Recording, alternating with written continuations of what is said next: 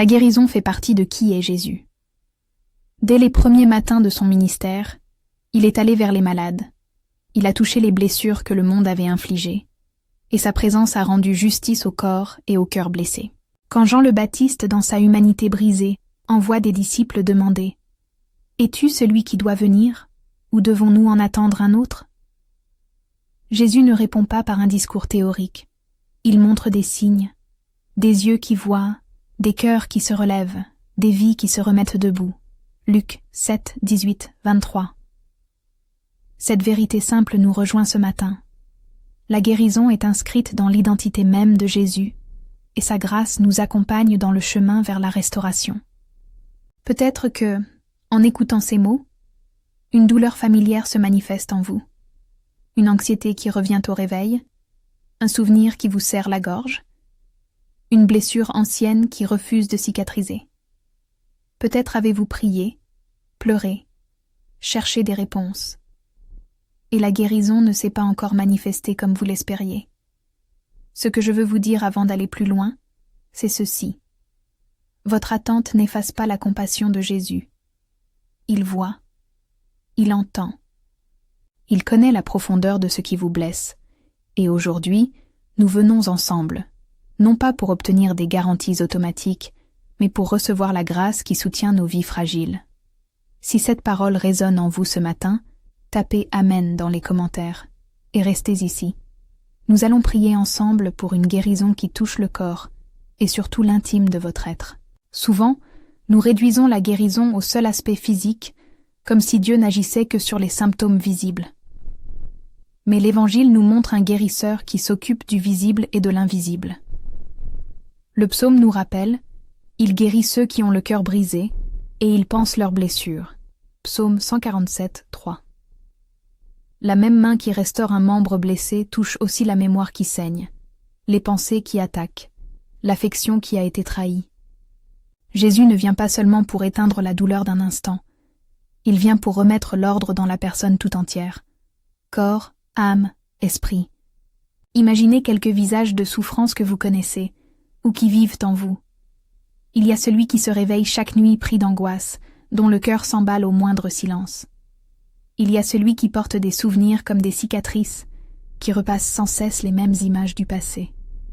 Il y a celui qui a été rejeté, et croit désormais qu'il ne mérite plus l'amour. Il y a celui qui est usé par des luttes prolongées, et qui se demande si la foi a été vaine. Ces blessures ne sont pas petites aux yeux de Dieu. Elles ne sont pas des conséquences à ignorer. Elles appellent une grâce précise, une présence qui répare sans humilier, qui restaure sans forcer. Dieu pense au-delà de nos catégories. Écoutez ces paroles d'Isaïe. « Mes pensées ne sont pas vos pensées, et vos voix ne sont pas mes voix. » Isaïe 55, 8, 9. Il y a un mystère dans le calendrier divin. Parfois la guérison arrive vite, parfois elle s'étire, parfois elle passe par une transformation lente qui prépare le cœur à quelque chose de plus grand que le simple soulagement. Cela ne signifie pas que Dieu retarde par cruauté. Cela signifie que sa sagesse travaille pour un bien plus vaste, même quand nous n'en voyons pas encore la forme. Romains nous assure que « toute chose concourt au bien de ceux qui aiment Dieu » Romains 8, 28. Ce n'est pas une formule magique, c'est une promesse de sens qui s'accomplit même dans les nuits longues. Pour certains, l'attente est terrifiante. Vous avez prié, vous avez crié, et le silence vous pèse. Cela rappelle la lutte de Paul avec sa faiblesse. Il demande que l'affliction parte, et reçoit la parole du Seigneur. « Ma grâce te suffit, car ma puissance s'accomplit dans la faiblesse. » 2 Corinthiens 12, 9. Cette réponse n'est pas une consolation vide, c'est l'œuvre de la grâce qui transforme ce qui nous manque en lieu de grâce. Cela signifie que, même si la guérison ne vient pas au moment désiré, la faveur de Dieu nous soutient pour tenir, pour garder la foi sans nous condamner. Comment alors cheminer vers une guérison intérieure authentique ? D'abord en reconnaissant honnêtement nos blessures devant Dieu. Confession n'est pas aveu de faiblesse face à la foi, mais acte d'humilité qui ouvre la porte à la miséricorde. Ensuite par la prière qui ne se contente pas de réclamer, mais qui remettre notre corps, notre mémoire, nos pensées, nos émotions entre les mains de Jésus. Enfin par la parole, non pas la nôtre seulement, mais les paroles de l'Écriture qui déclarent la volonté guérissante de Dieu sans instrumentaliser la souffrance. Isaïe dit que « par ses meurtrissures nous sommes guéris ». Isaïe 53, 5. Pierre rappelle que Christ a porté nos péchés. 1 Pierre 2, 24. Et le psaume assure que l'Éternel délivre l'âme de ses serviteurs. Et aucun de ceux qui se réfugient en lui ne sera condamné. Psaume 34, 17 et 19. Paraphrase du sentiment général. Ces passages nous donnent des repères pour confier notre misère à celui qui sait guérir. Il est aussi nécessaire de prendre captive chaque pensée qui nous tire vers le découragement. Paul nous exhorte à prendre captive toute pensée pour la rendre obéissante à Christ. 2 Corinthiens 10, 5. Les mémoires tortueuses, les ruminations qui répètent l'échec et l'injustice, doivent être confrontées, non par notre seule volonté, mais par le renouvellement de l'esprit auquel Dieu nous appelle. Cela fait partie de la guérison intérieure. Réapprendre à penser selon la vérité, non selon les blessures. Permettez-moi d'être clair à ce sujet. Prier pour la guérison ne remplace pas les soins médicaux. Si votre corps a besoin d'un médecin, cherchez-le avec sagesse. La foi n'est pas une alternative à la raison, ni une invitation à négliger un traitement. Mais la foi oriente la façon dont nous vivons le traitement, avec paix, confiance et espérance. Dieu peut agir à travers des mains médicales, tout autant qu'à travers une parole puissante. Nous n'opposons pas la grâce à la médecine. Nous les tenons ensemble, reconnaissant que Dieu est souverain et compatissant dans tous les moyens qu'il utilise. À présent, approchons-nous dans la prière. Nous allons confier au Seigneur nos corps fatigués, nos cœurs meurtris, nos mémoires douloureuses et nos pensées captives. Si vous le voulez, mettez vos mains sur l'endroit où vous portez la douleur, ou simplement tenez votre cœur ouvert. Prions ensemble. Père céleste, nous venons en ce matin reconnaissant ta présence. Nous reconnaissons d'abord notre impuissance et notre besoin. Nous ne savons pas toujours comment guérir, mais nous savons que tu sais.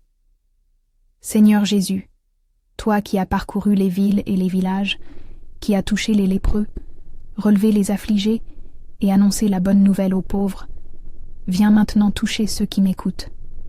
Que ta grâce soit manifeste dans chaque faiblesse. Ta parole nous dit « Ma grâce te suffit » 2 Co 12, 9. Nous l'annonçons maintenant sur nos vies. Que ta grâce nous suffise dans notre faiblesse et que ta puissance agisse en nous. Seigneur, nous remettons notre corps entre tes mains. Tu connais la douleur, tu connais l'usure, l'épuisement, les maladies invisibles. Jésus, par tes meurtrissures, nous avons la possibilité de guérison. Isaïe 53, 5. Nous te remettons nos douleurs physiques. Si c'est ta volonté de retirer cette souffrance, reçois la louange.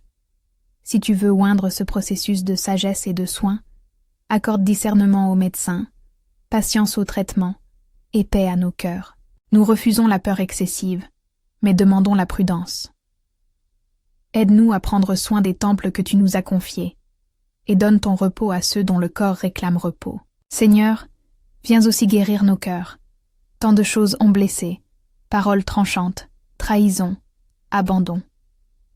Psaume 147 nous dit que tu penses les blessures du cœur. Psaume 147, 3. Pense les nôtres aujourd'hui. Par ta présence, recoue ce qui a été déchiré. Remplace la honte par la dignité d'un enfant aimé. Remplace la peur de l'abandon par la certitude que tu ne nous laisseras jamais. Pour ceux qui ont été rejetés, envoie des rencontres où l'amour véritable peut être montré. Pour ceux qui portent la colère, donne la clé du pardon. Non pour excuser l'injustice, mais pour libérer l'âme de sa prison. Nous remettons notre mémoire à tes soins, Seigneur. Tant de nuits, nous avons repassé des scènes qui nous blessent. Nous te demandons de venir visiter ces mémoires, de les nettoyer, de redessiner leur place dans notre histoire. Nous demandons une mémoire réparée, que les souvenirs douloureux soient assombris par ta lumière, que les leçons apprises deviennent sagesse et non fardeau. Aide-nous à capturer chaque pensée qui nous éloigne de toi et à l'amener captive devant le trône de la vérité. 2 Co 10, 5. Transforme nos récits intérieurs pour qu'ils témoignent de ta fidélité. Seigneur, Nous te remettons nos pensées rongées par l'anxiété. Donne-nous la paix qui surpasse toute intelligence, la paix qui garde nos cœurs et nos pensées en Jésus-Christ. Montre-nous comment respirer ta parole au milieu de l'angoisse. Donne-nous des images de ta bonté pour remplacer celles qui dévorent. Que ta parole soit une rampe où nos pensées peuvent se poser. Mes pensées ne sont pas vos pensées. Isaïe 55, 8, 9. Et pourtant, tu veux nous guider avec sagesse et miséricorde. Nous portons devant toi aussi la honte et la culpabilité qui empêchent la restauration. Seigneur, tu as porté nos fautes sur toi. 1 Pierre 2, 24. Nous acceptons cette grâce qui efface, qui relève et qui recrée. Délie ce qui nous lie au passé. Donne-nous la liberté de recevoir le pardon et la force pour recommencer. Nous te prions pour ceux dont la voix intérieure dit qu'ils ne méritent pas la guérison.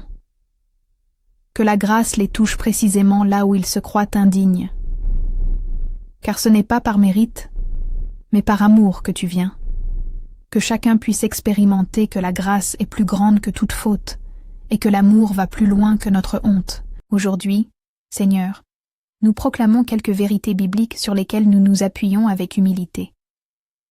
Tes Écritures disent que lorsque les justes crient, tu entends, et que l'Éternel délivre l'âme de ses serviteurs.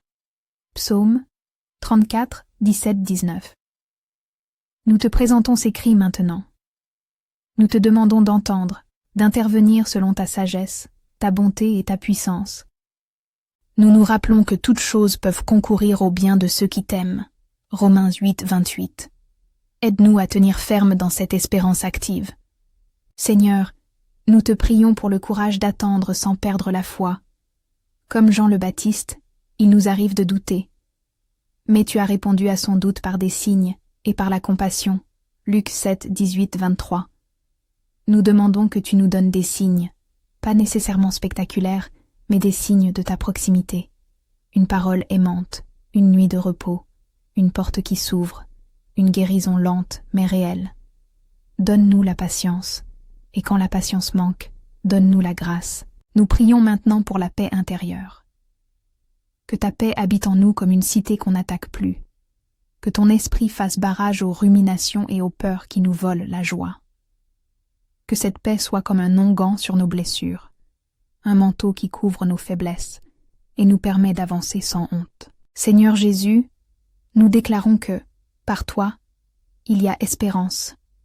Tu es le médecin des âmes, le consolateur des cœurs brisés. Même quand la situation paraît sans issue, nous choisissons de te confier notre avenir. Nous ne traversons pas la souffrance seuls, nous la portons avec toi. Viens avec ta grâce qui soutient, qui fortifie, qui relève. Père, donne-nous des mains pour soigner et des bouches pour dire la vérité avec douceur. Donne aux âmes autour de nous la capacité de soutenir, d'écouter et de prier sans juger. Que ton Église soit un lieu où la douleur peut être accueillie et où la guérison peut se tisser avec délicatesse. Maintenant, Seigneur, nous te remettons chacun des présents noms et visages qui passent dans nos pensées. Vous pouvez ici, dans le silence de votre cœur, nommer les visages, les douleurs, les peurs, que ton esprit les touche, que ta main guérisse, restaure, apaise. Que selon ta sagesse, ce qui doit être retiré le soit, ce qui doit être sanctifié le soit, et que ta paix devienne le lieu où nous trouvons repos. Nous remercions d'avance pour les petites victoires et les grandes révolutions intérieures. Nous remercions pour ta fidélité qui ne faillit jamais. Nous acceptons ta grâce maintenant. Nous la recevons pour nos corps, pour nos cœurs, pour nos mémoires et pour nos esprits. Que ta paix règne dans nos vies dès aujourd'hui. Au nom de Jésus, nous invoquons la guérison qui relève et qui restaure. Nous croyons en ta compassion. Nous te remettons notre faiblesse. Renforce-nous par ta grâce. Toi qui as porté nos douleurs et qui offres la guérison, fais de nous des témoins de ta bonté. Que ta paix nous accompagne tout au long de cette journée. Amen. Que la grâce de Dieu vous accompagne après cette prière du matin pour une guérison intérieure. Si vous désirez une prière spéciale, Écrivez votre besoin en commentaire. Nous prierons pour vous et nous porterons vos noms devant le Seigneur. N'oubliez pas. Cherchez aussi l'aide humaine lorsque c'est nécessaire. Prenez soin de votre corps et laissez la grâce de Dieu agir dans tous les moyens qu'il choisit. Allez en paix, gardés par la présence aimante du Christ.